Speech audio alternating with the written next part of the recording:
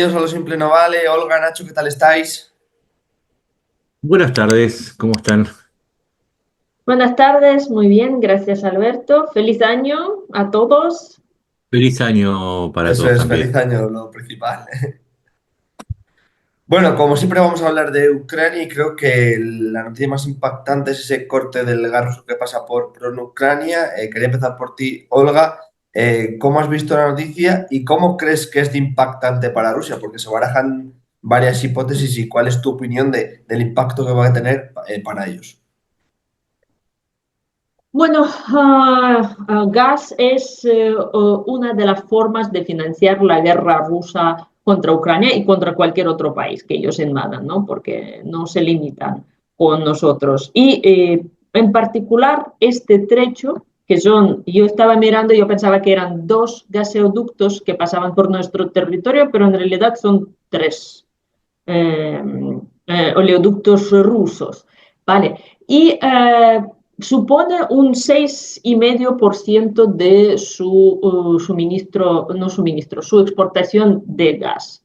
Vale, entonces, en el total de la exportación a lo mejor no es mucho, pero como suponía una escapada a Europa y Putin siempre estaba intentando revivir, ¿no? Esta cosa que fue cortada ya por la mayor parte de los países europeos, pues ahora se queda sin esto y además aprovecha ese corte del suministro de gas a Europa para fastidiar a Moldova, porque resulta que Moldova también dependía de estos gasoductos uh, ucranianos, digamos, para recibir su gas. Y el tema es que Rusia podría seguir suministrando a Moldova el gas a través de Turquía, ¿vale?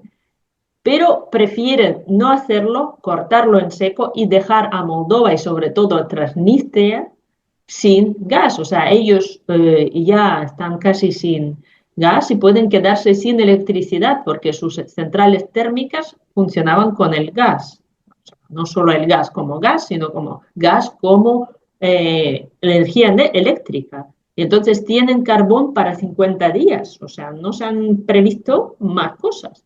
Y Moldova va a tener elecciones de aquí a poco y Rusia quiere crear caos tanto en Transnistria como en Moldova para que la gente vote partidos prorrusos, porque ahí los proeuropeos y los prorrusos son muy reñidos y Rusia tiene muchísima influencia en Moldova, porque es un país pequeño de 4 millones de habitantes, y a través de Transnistria y todos los inmigrantes que pueden ir votando, porque Moldova como Ucrania quiere ser miembro de la Unión Europea y Rusia puede meter mano. Así que ahora la presidenta de Moldova tiene que tomar decisiones muy drásticas para salir de esa crisis porque realmente han parado. En Transnistria han parado todas las empresas y pues es un golpe duro para un país. Y nosotros, resulta que Ucrania, ahora que todavía nuestras centrales funcionan, les suministramos electricidad. Vale, nosotros estamos como con límites muy justitos, pero lo que no usamos por la noche lo exportamos a Moldova para que no se queden sin nada. Así que esta es la situación y para nosotros es un paso muy importante de dejar la influencia rusa en Europa, porque tanto Eslovaquia como Hungría eran los caballos de Troya, ¿vale? Que con este gas barato y con otros chanchullos con Putin, pues detonaban la unidad europea y sobre todo en su política para ayudar a Ucrania. Nacho, ¿cómo ves también lo de la gas? Y al que parece que no le ha gustado será Robert Fico de Eslovaquia. Sí, lo que sucede es que hay dos afectaciones para Hungría y Eslovaquia. El primero es porque la medida de la dependencia de ese gas era en Hungría del 65%, le llega a otra parte a través del Turk Stream. Lo de Orbán es una sobreactuación, pero en el caso de Eslovaquia está en un 85%. Pero además pierden un negocio, porque, claro, si vos seguís la línea, a partir de ahí ellos cobran un derecho de paso. Todo lo que va a Austria, todo lo que va al resto de los países, ellos cobran un peaje, con lo cual también hay una afectación secundaria porque es dinero que ya no le va a entrar. Y además hay un problema, que es que los dos países confiaron que el gas barato ruso iba a ser eterno, y ahí está la tercera afectación, que es el precio, que llegaba muy barato y ahora la energía la tienen que comprar con precios diferentes. Entonces, todo esto hace que Ucrania haya dado un golpe económico a los dos principales países que, como decía Olga, eran los caballos de Troya dentro de la Unión Europea y también dentro de la OTAN. Y la, cada vez más el gas que venía de Rusia, 40 billones de metros cúbicos anuales, está reemplazado por Turquía, que ya tiene en cartera entre las diferentes fuentes, principalmente la de Azerbaiyán, más el potencial de Tayikistán, está en 38 billones. Además, se le sumó la oferta desde los países nórdicos, desde Argelia, que llega por España y Francia, el GNL, que llega desde Qatar y Estados Unidos, sobre todo Estados Unidos, que es el 50% del aporte de GNL, que es carísimo, es mucho más caro que el resto. Todo el GNL es más caro que el gas puro, el gasoducto. Y entonces Rusia perdió una enorme. Yo diría que después de la amenaza militar, el gas era la segunda base que tenía para negociar, porque tenía que ver con el costo de los productos, con el costo de las tarifas para los europeos, que los primeros años de la guerra fueron un tema más que importante. Y tercero, porque además la fuente de ingresos que perdió es inmensa. Recién me discutía un prorruso y me decía que China iba a absorber lo que no iba a comprar Europa, o lo que dejó de comprar Europa, que solamente ahora se reduce al gas natural comprimido, lo que llega del Transcaucásico, un 4% de su gas. Pero no, China ni siquiera llega a los 19 millones a los 19 billones de metros cúbicos, es decir, no llega ni siquiera a la mitad, y con precios muy deprimidos, porque además el gas que va por gasoducto a China está limitado. Primero porque no hay gasoductos suficientes, y segundo porque no se va a construir el nuevo, el Fuerza de Siberia 2, existe el Fuerza de Siberia 1, que es un oleoducto, y se va a construir un gasoducto, que era el Fuerza de Siberia 2.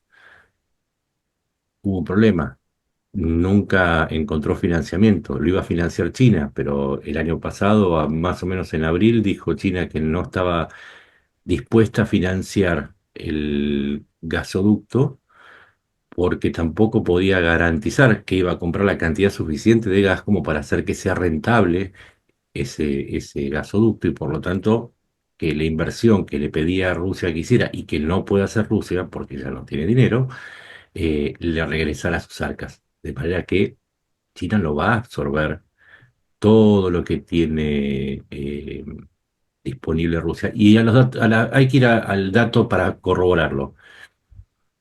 Si Rusia tuviese suficiente gas y tuviese reemplazo para los clientes europeos, Gazprom, que es la empresa estatal rusa que monopoliza la exportación de gas, no hubiese caído en su cotización a un tercio.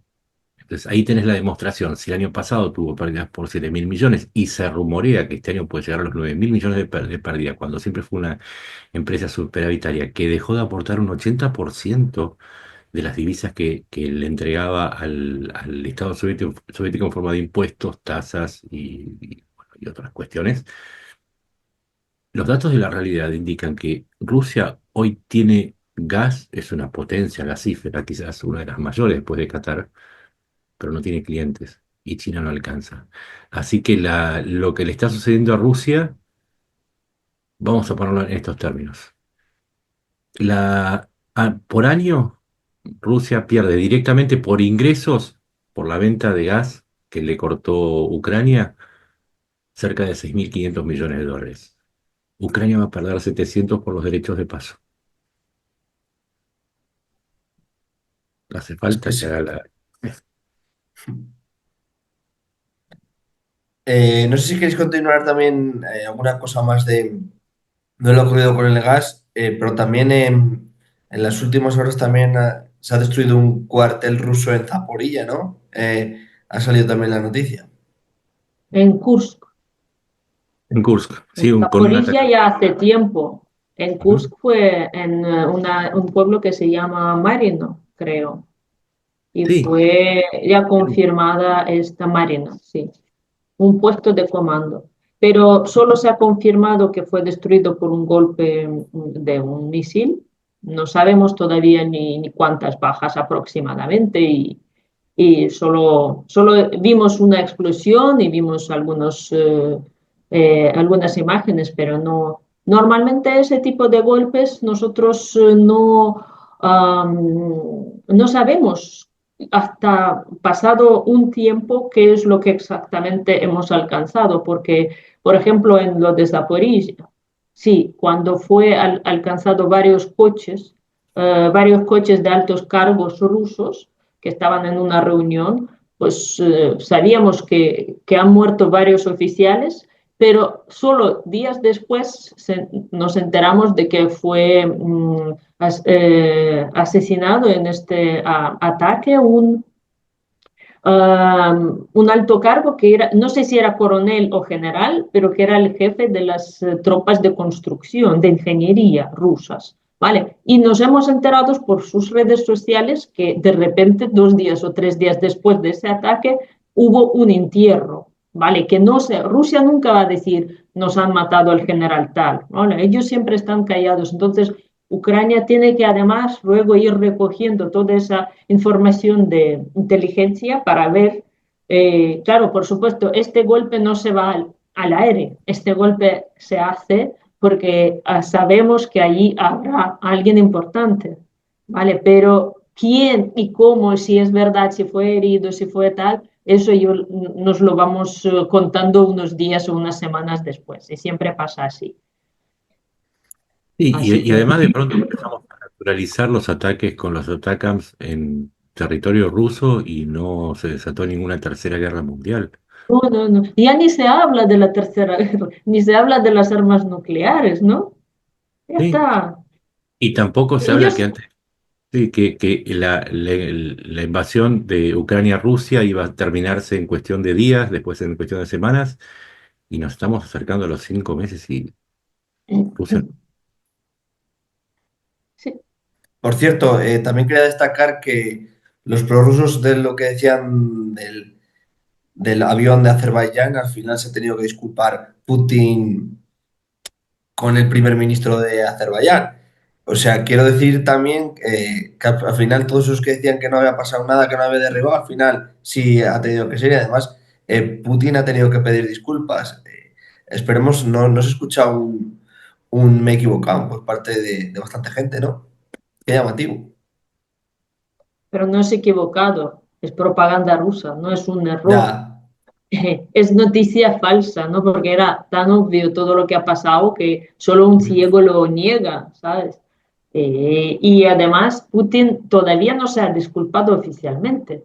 Aliyev quiere que sean disculpas oficiales, no esa cosita que le ha dicho que él siente mucho que en el espacio aéreo ruso haya pasado un accidente técnico a un avión. Esto no es una disculpa, porque Aliyev, como sabéis, Aliyev es el hijo del jefe del Azerbaiyán soviético, o sea, llevan al poder tropecientos años entre el padre y el hijo. En la jerarquía soviética, ese tío era la élite y Putin era un chusmi.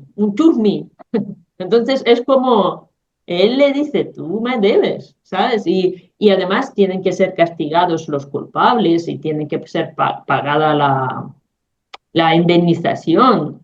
Entonces Aliyev quiere algo a lo grande y yo creo que Putin al fin y al cabo tendrá que hacer algún paripé. Y esto tiene que ver también con lo que hablábamos antes del gas. El gas azerí es el que va a llegar a Europa,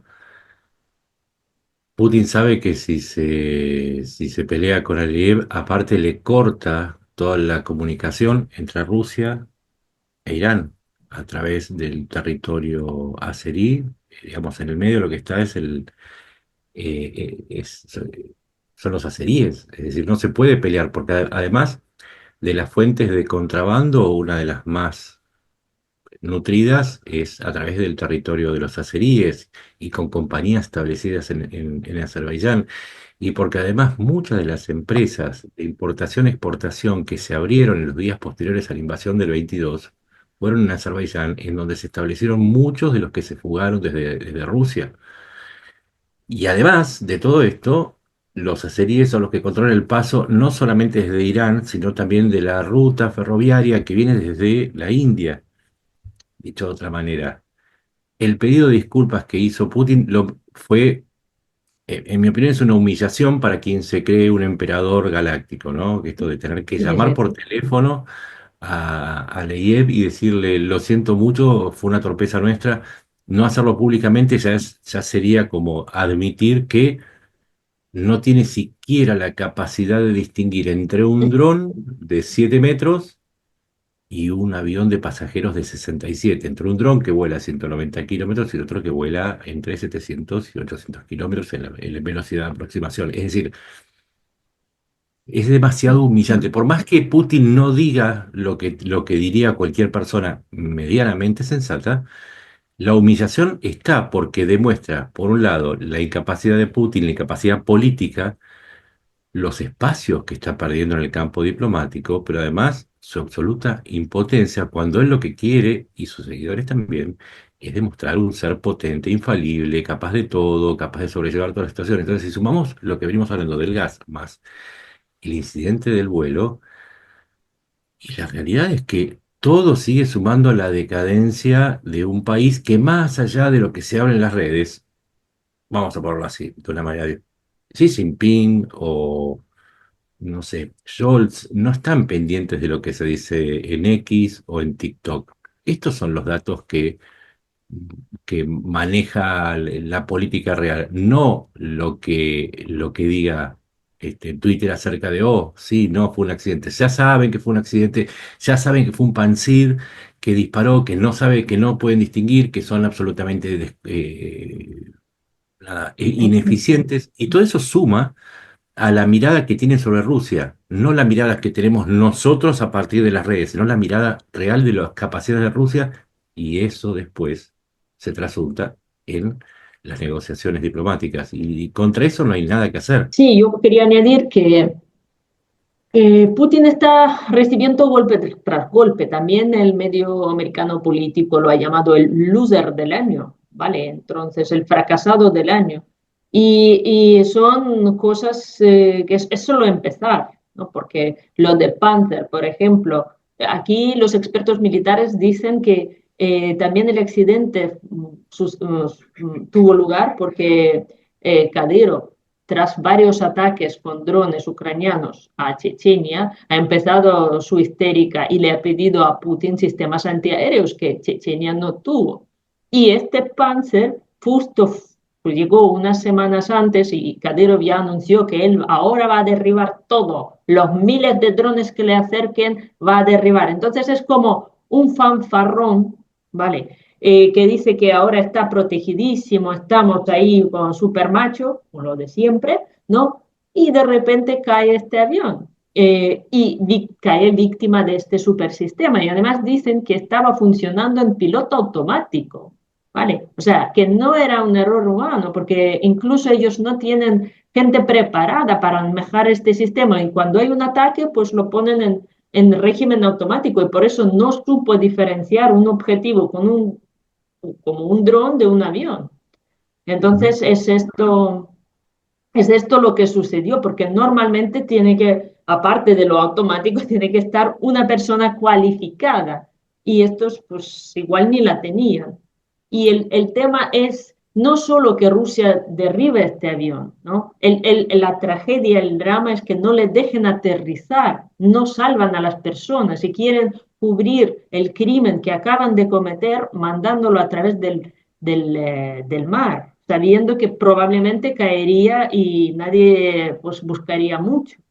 ¿Vale? Entonces Rusia quiere seguir siendo impune, ¿vale? Siendo impune y destruyendo y cometiendo crímenes. Y está muy bien que Azerbaiyán le haya pedido las cuentas, ¿vale? Para que el mundo vea que hasta Azerbaiyán le puede decir, venga tú, me Ujú. pides disculpas, ¿vale? Sí, y además Eh, detrás de Azerbaiyán está Turquía. claro, porque está Turquía detrás, sí, sí, obviamente, pero aún así, ¿no? Ujú. Claro, lo que Sí, creo, sí. pero digo, está Turquía, que es el mismo país que acaba de desalojar a Rusia de la mayor parte de Siria, y entonces es más humillación, necesito con los datos más allá de las redes. Sí, Turquía también apoya a Azerbaiyán, y Azerbaiyán era parte de la Unión Soviética, como vos bien decías, y era un feudo ruso, era parte del área de influencia rusa. Y con este pedido de disculpas, que aparte no está solamente pidiendo que le pida disculpas Rusia, sino que además tiene que reconocer que fue culpable, tiene que indemnizar a las víctimas y además tiene que, y de acuerdo a esto lo pidió Aliyev, tiene que entregar a los responsables. Entonces le metió una presión política muy fuerte a Putin y a Rusia, con lo cual eso le queda como activo para el día de mañana decir, bien, ¿vos qué querés, por ejemplo? ¿Qué querés? ¿Que te deje pasar tus barcos? Bueno, yo te pido por favor que cumplas con lo que te pedí en diciembre del 2024. Así funciona la política, más allá de lo que uno pueda lucubrar y todo eso, porque hoy Azerbaiyán puso en apuros a Rusia. Azerbaiyán, estamos hablando de un país con poco más que un ejército, que está bien, le ganó a Armenia, pero no deja de ser un ejército del tercer mundo que no tendría nada que hacer o nada que temer.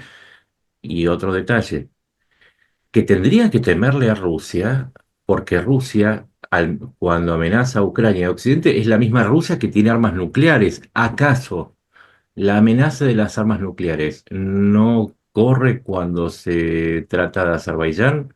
Digo, cosas para llamarle la atención a la gente acerca de cuando se creen estas narrativas de con Rusia no hay que meterse porque tiene armas nucleares. Bueno, Azerbaiyán lo hace. Y También quería añadir que va a tomar posesión Trump de la presidencia de los Estados Unidos. ¿Creéis que va a haber algún movimiento mayor por parte de Rusia o por parte de Ucrania en cuanto a la importancia que tiene el papel que pueda tomar Trump respecto de Ucrania y respecto vamos, a otros conflictos? Pero ahora como estamos hablando de Ucrania, de ello. bueno, yo creo que Trump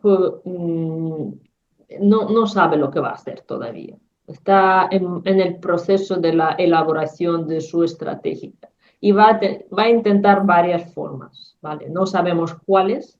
Como dicen que siempre van a intentar todas las formas erróneas hasta van a tomar la decisión correcta después de intentar todas las incorrectas. Esto va a hacer Trump, ¿no?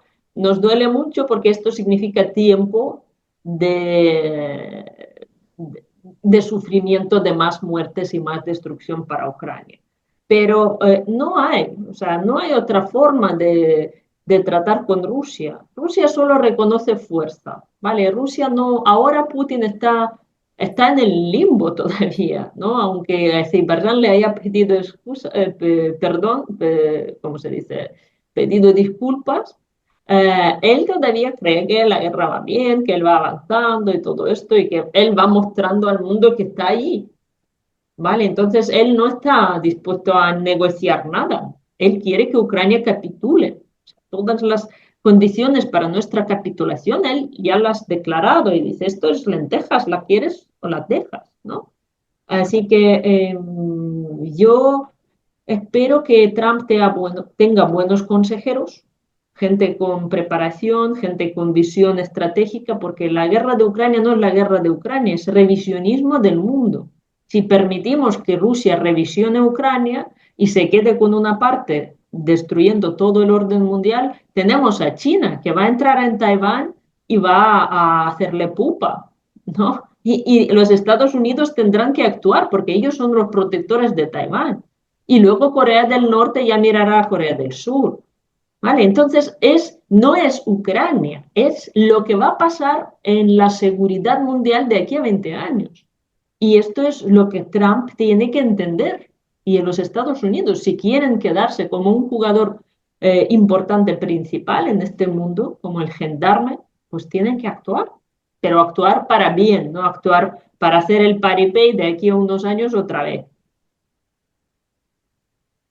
Sí, yo le sumaría que uno le sigue la carrera a Trump de la anterior presidencia y aprende que hay un Trump que es un producto de marketing, si quieres el personaje del reality, ese que se llama George Farrell, muy vistoso, muy narcisista. Ese es el producto. Después está el Trump real, que como vos decías, va a hacer lo que el mundo le deje hacer. Lo que pasa es que se impuso, quizás porque es el espíritu de la época, esta idea de mirar el mundo como si fuese Netflix, ¿sí? En donde todos vemos personajes y confundimos los personajes con las personas reales. Y entonces quizás le atribuimos superpoderes o si se quiere, capacidades que van más allá del común de las personas, a personas que son normales. O sea, Trump no tiene una... Yo inventé lo de la mirada Trump porque me hacía acordar al personaje de Zoolander, no sé si recuerdan la película Zoolander, que miraba Sí, así, miraba mal. Y es eso, mira raro. O sea, es como, no sé, es como pasa en nuestro país con Milei, es eso, es un personaje, no se lo crean. Trump no va a poder hacer mucho más que lo que le dejen hacer con Ucrania. Y de hecho, presentó un plan a través de dos asesores, Matt Blake y otro más que no me acuerdo, y Rusia ya le dijo que no. Europa le dijo, es una locura. Ucrania le dijo, dale, sí, suponete que sí, más o menos eso le dijo. O sea, no tiene, es como decía Olga, hay mucho de fantasía y de desconocimiento, de creer que esto es como se rige el mundo inmobiliario. Miro la propiedad y digo, esto vale tanto y lo voy a vender a tanto y se trata de un bien inmueble. Estamos hablando de un país con gente, con una historia trágica reciente, con un montón de demandas, con una necesidad, con necesidades de recuperación territorial, con necesidad de recuperación de su país, con necesidad de recuperar a sus niños, de recuperar a las personas que están secuestradas. Entonces no se trata de esta fórmula de poner los labios finitos como hace Trump y decir, tengo la solución en una jornada, lo voy a resolver. No es así, Trump. Ahora bien, Trump también lo sabe, pero porque ese fue siempre su juego, fue vender un producto. Ahora lo que me llama mucho la atención es que hay gente con formación de grado y de posgrado que hace de cuenta que le cree o que directamente le cree. Lo de Ucrania depende de Ucrania, de Rusia, de Europa, de Estados Unidos, de China, de Turquía. Es tanto el barullo de factores que inciden en la posible solución que decir, ¿qué hará Trump con Ucrania? Está bien, ponele que corte la asistencia militar, implicaría el 40% de la asistencia militar. Probablemente sea un golpe durísimo, pero recordemos que Ucrania resistió a la invasión rusa solamente con unos misiles Javelin y unos Manpads. No sé si la gente se acuerda, se va a seguir resistiendo y va a llegar a donde pueda llegar también Ucrania, pues tampoco Ucrania una historia prefijada. Va a tener que luchar y va a tener que seguir, y para los europeos es una lucha existencial, así que lo más probable es que también Ucrania siga recibiendo apoyo, ese 60% de asistencia que no viene de Estados Unidos, sino que viene de Europa, 50%, y un 10% de otros aliados, Japón, Corea del Sur, eh, Australia, Nueva Zelanda. Hay un montón de países que están ayudando a Ucrania. Entonces, no a ver, depende de tantas veces, de tantos factores. Si fuese una historia prefijada, sería una historia de Netflix. Pero esto no es Netflix. Esto es la vida real.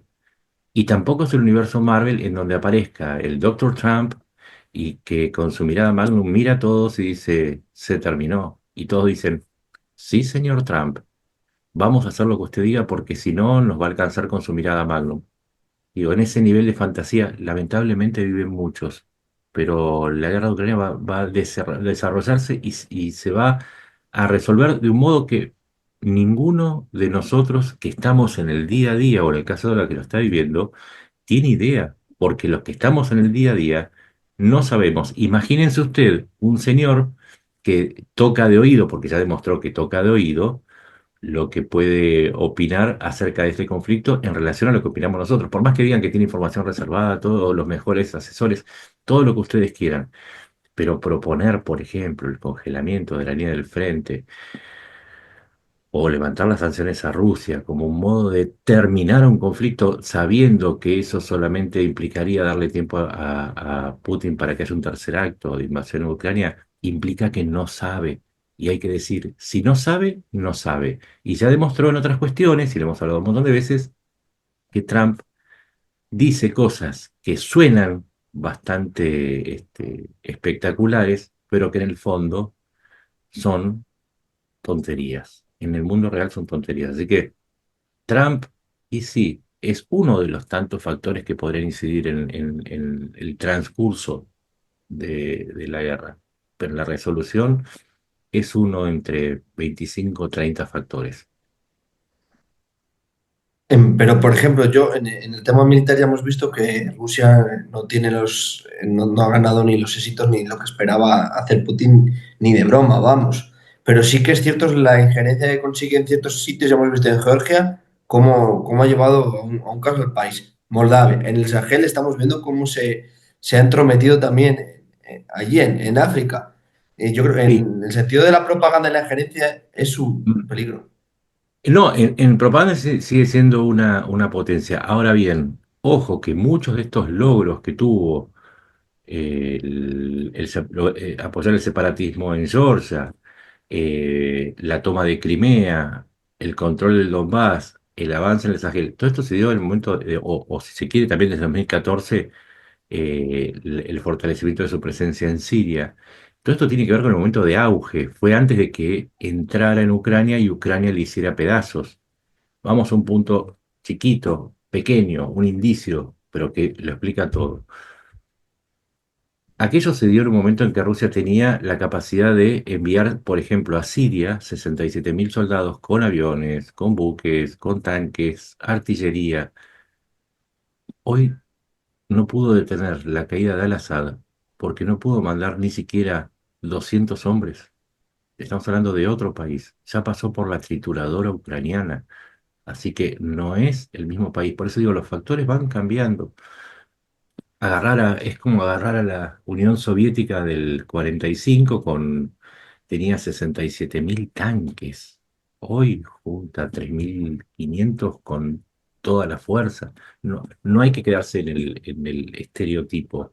Hay que ir a las cifras de hoy. Hoy Rusia está haciendo ataques de infantería a pie o con carritos de golf, porque ya no tiene ni siquiera vehículos de combate de infantería suficientes como para actuar, que los guarda para frentes como el de Pokrovsk.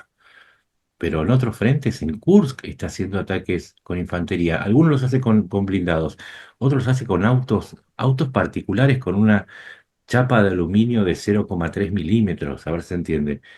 No implica que no hay protección. Los manda al muere, los manda a morir a los soldados. Eso es Rusia hoy. La de 2014, la de 2022, era otra Rusia. La de hoy es como decir, comparar un pedazo de carne con un pedazo de carne picada. Esa es la diferencia entre la Rusia de antes y la Rusia de hoy. Yo estoy Sí. viendo ahora los datos de las pérdidas rusas en el año 24, ¿vale? Entonces, Rusia en el año 24 ha perdido 430.000 personas entre bajas irreversibles y sanitarias, o sea, los que no van a volver heridos graves. 430.000 personas es mucho más que en los 2 años anteriores. O sea, todos estos avances de pocos kilómetros, unas cuantas aldeas a la semana, lo que sea, son estas cifras. Y además he perdido 4.000 tanques, cuatro Ujú. mil tanques en un año. Vale, ¿y cuántos carros blindados, sistemas de artillería, de todo, ¿no? 9.000 carros blindados. O sea, ya hemos visto ya como no solo van con carritos de golf, ya estaban con pues, una bañera de plumbio, ¿cómo se llama esto? De, el metal este gordo, De plomo, hierro. plomo. Plomo. ¿Cómo? Ah, sí, sí. De plomo, una bañera de plomo que protegía o no sé qué historia en un tanque. Entonces tú dices, esto ya es, ¿sabes? Es como en Frankenstein total. Rusia puede tener todavía carne de cañón para 5 años de guerra, puede, ¿vale? No nos vamos a engañar, ellos todavía tienen sus 130 millones de personas y si hacen una movilización total, lo consiguen. Pero no consiguen ya tener ni tanques ni sistemas. Hemos destruido 13.000 sistemas de artillería este año. 13.000. ¿Vale? Esos son cañones. Y los cañones casi no se fabrican. ¿Vale? Lo restauran, lo miran, no sé qué. Entonces piden a Corea del Norte, por supuesto, ¿vale? Pero ya Rusia, a nivel de cacharros, no aguanta esa guerra. ¿Vale? Entonces, si Trump o quien sea quiere darle un golpe final, ahora es la hora. O sea, Ujú. es cuando todavía Ucrania puede, porque Ucrania se desgasta. Ucrania está muy desgastada, ¿vale? La gente piensa que Ucrania va a estar aquí años de luz luchando. No. Nosotros también tenemos nuestro ejército que está muy menguado, que tenemos problemas de completar todos los regimientos, problemas de reclutamiento. Estamos bastante mal, pero Rusia también. Entonces, hay que actuar y actuar para dar un golpe de calidad y dar ahora, porque a lo mejor de aquí a un año Ucrania sí que va a necesitar tropas de otros países aquí. No vamos a tirar delante, no vamos a tirar delante solos. Entonces, si queremos que los soldados europeos y de cualquier otro país no estén aquí, pues nos tienen que ayudar ahora con lo que se necesita, no como siempre, que nos echan migajas y bueno, es lo que hay. No, hay que tener las cosas que hay que tener si queremos hacer un cambio cualitativo en esta guerra. Ujú. Sí, sí, porque es cierto, Ucrania necesita tropas. De hecho, la última noticia es que se decidió completar y reforzar las brigadas que ya existen y no seguir creando brigadas porque nada, Es absurdo Ucrania, lo que se claro, ha hecho. claro, tiene un sistema de rotación de tropas que hace que no es como, a ver, en Rusia vos llegás ahí y si tenés suerte a los 6 meses volvés, si tenés suerte, si no te quedás hasta el final de la guerra. Ucrania te dejas 6 meses en el frente o 3 meses en el frente y después volvés a tu casa para ver si quizás después te reenganchas de vuelta. Después el límite de reclutamiento creo que está en los 25 años, no está en los 18, o sea, está preservando también una parte de su sociedad para Sí, no pero en abandonar. Ucrania no tenemos límite para volver a casa todavía. Ucrania, si te movilizas, estás hasta el final de la guerra. Sí, O sea, pero no en no el, hay no formas en de el- rotar. Hay gente que no se rota durante años. O sea, que están ahí, están. Entonces, están muy cansados. sí, pero en las zonas, a ver, en Bakhmut justamente los golpes que se daban es porque, porque rotaban las tropas que están en el frente. Sí, pero ellos no van a casa. Ellos van a 20 kilómetros más para Algunos, un reposo y luego un- vuelven. O sea, sí, sí, ellos no por eso van a hay un casa. reposo, pero pueden volver del frente. Lo que digo es que en Rusia es muy difícil volver del frente. Y lo que hay es una rotación del frente, cosa que en Rusia es muy difícil. A ver, aclaro para que se entienda. Vos entrás a la milicia en Ucrania y estás en una posición, puede estar 1, 2, 3 meses, pero a los 3 meses viene otra, te sacan del frente, te mandan a No, descansar y no, después vuelven. Nacho, te estás equivocando. Aquí hay brigadas que no se han rotado en años.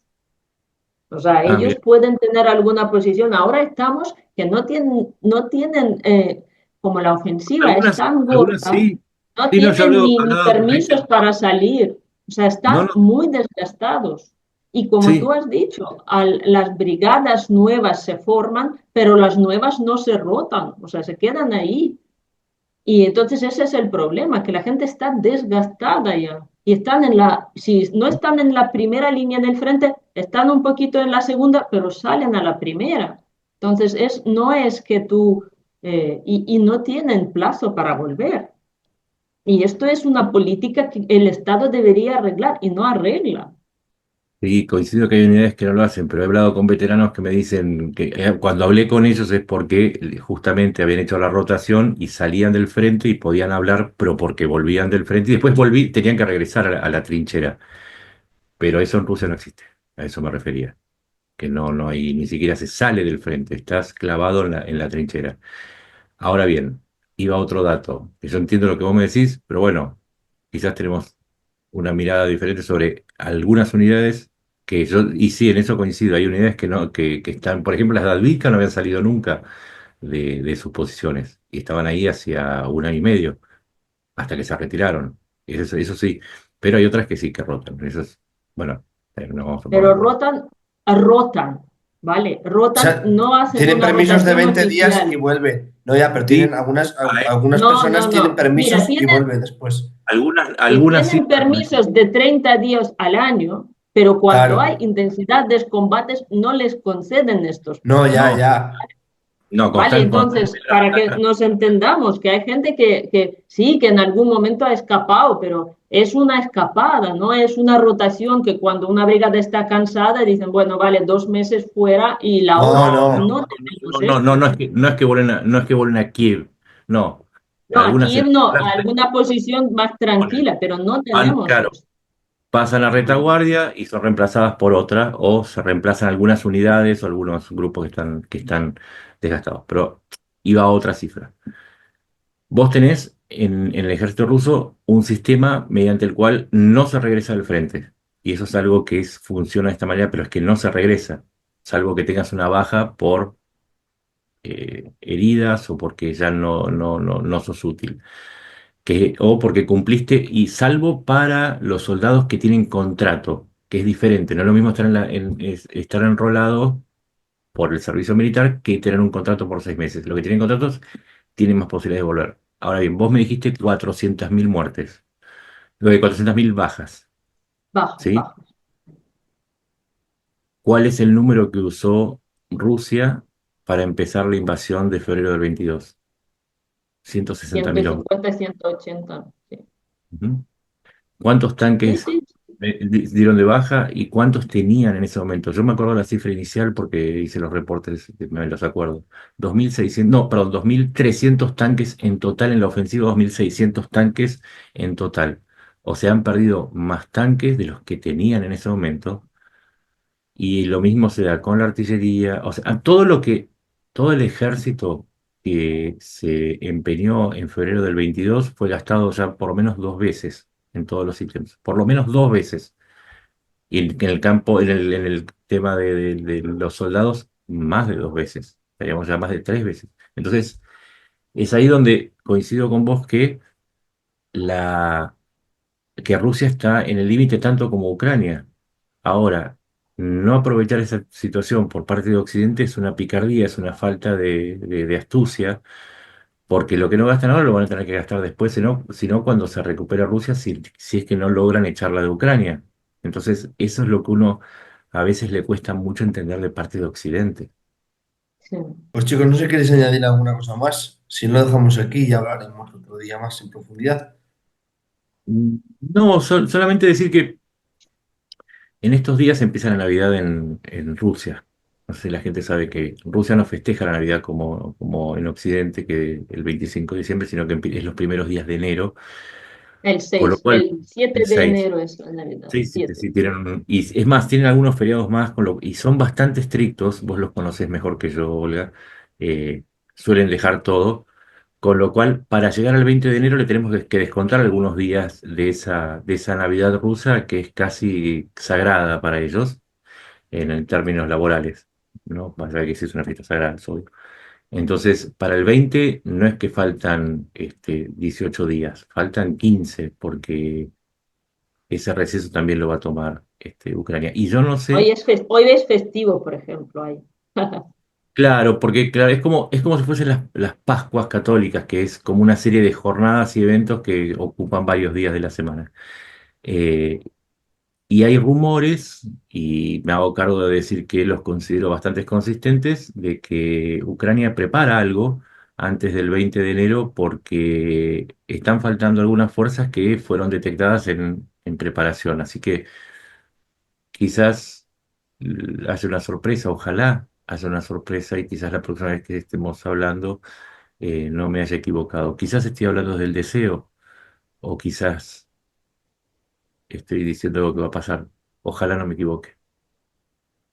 Bueno, ha habido una cosa de la que se habla mucho ahora, estos días, que es la destrucción de 3 helicópteros rusos con un dron armado con un misil. O sea, ya hemos tenido la famosa batalla o sea, marítima, ¿no? Combate marítimo, como se dice, naval, ¿no? Batalla naval, donde salieron unos drones en el Mar Negro, Mágora, armados con misiles Sea Dragon, que es disparo vertical, con unas cabezas autodirigidas, R-73 se llama este misil, de repente aparecen los 3 helicópteros que ven una presa fácil, que de repente empieza a dispararles misiles, ni siquiera una ametralladora ni, que ha habido antes. Entonces, ya hemos perfeccionado nuestros drones marítimos hasta un nivel, digamos, muy alto, que pueden, o sea, 2 helicópteros han caído al mar y uno fue dañado y regresó a su puesto, a su puesto. Entonces es una cosa impresionante a nivel de los combates, no, digamos, pilotados a distancia. Sí, y ahí algo que tiene que ver con la falta de hombres de Ucrania. Está supliendo gran parte de la falta de hombres con tecnología y en eso también tiene que ver mucho el apoyo de no solamente la capacidad ucraniana, que recordemos, Ucrania era una de las factorías de armamentos de la Unión Soviética y también tenía desarrollo tecnológico, también con la ayuda de Occidente, está supliendo esa masa por tecnología. Hubo tres hechos, yo sumaría, a ver, primero, la novedad del primer combate marítimo entre helicópteros y drones, como vos marcaste, siendo que los helicópteros, junto con el armamento de bajo calibre de los buques, son la única arma que tiene Rusia para defenderse de los drones marítimos. Por eso es tan importante lo que sucedió y tan novedoso. La segunda es que hace una semana hubo un asalto contra una posición rusa en el que no se utilizó un solo hombre, se utilizaron solamente drones aéreos y terrestres. Los hombres no pueden ser reemplazados, pero si de alguna manera Ucrania sigue desarrollando esta capacidad de combate remoto, podría remediar en parte su falta de soldados. En parte, solamente en parte, pero es un alivio, es una buena idea. Y la tercera es que Ucrania presentó dos desarrollos. Uno es un dron antidrones, o sea, el primero que es totalmente operativo, que está diseñado específicamente para cazar drones rusos y drones de largo alcance, con lo cual Ucrania está logrando un despegue tecnológico que es muy interesante y que viene también a responder a esto que hablábamos del Pantsir que derribó el avión civil. Es como que hay una evolución frente a una involución y un Occidente que apoya a Ucrania y una Rusia que no tiene socios tecnológicos fuertes, ni siquiera China se está jugando por ellos. Así que eso también es un factor que abonaría la idea de que Occidente debería apostar un poco más por Ucrania en lugar de seguir especulando qué es lo que va a pasar con la llegada de Trump. Y esto último que digo, el día de la llegada de Trump al poder, tienen que estar posicionados ambos países con un evento que los haga sentar frente a esa mesa imaginaria que tiene Trump en una posición de fuerza. Ninguno de los dos puede dejar de tomar una acción decisoria. Así que lo que nos espera en estos 18 días es que algo tiene que suceder, algo sí o sí que tiene que suceder, porque gran parte de esta guerra se vive a través del efecto y los medios, lo que hablábamos de Trump, ¿no? Todos vivimos en este tipo de sociedad y algún hecho espectacular tiene que suceder. ¿Qué será? ¿Será Kerch? ¿Será una ofensiva Eso sobre... yo quería decir, el puente de Kerch, a mí me da que sería muy bonito, ¿no? Dejarle a Putin sin esto. Y tu intuición femenina es más poderosa que cualquier servicio de inteligencia, así que vamos a confiar. No, no, no, porque dices, es el telón de Aquiles de Putin, ¿sabes? Ujú. Crimea y el puente de Crimea sería muy emblemático, Y ¿no? un símbolo, Justo ¿sí? un Es un par de días antes para que él todavía no tenga capacidad de reaccionar. Ese puente tan grande es un símbolo freudiano de su potencia, sí. Ojalá sea un ataque que le provoque una impotencia política muy grande. Pues bueno, chicos, muchísimas gracias. Nos vemos otro día. Un abrazo. Gracias y Gracias a ti, Alberto. buen año. Buen año. Y venceremos, ¿eh?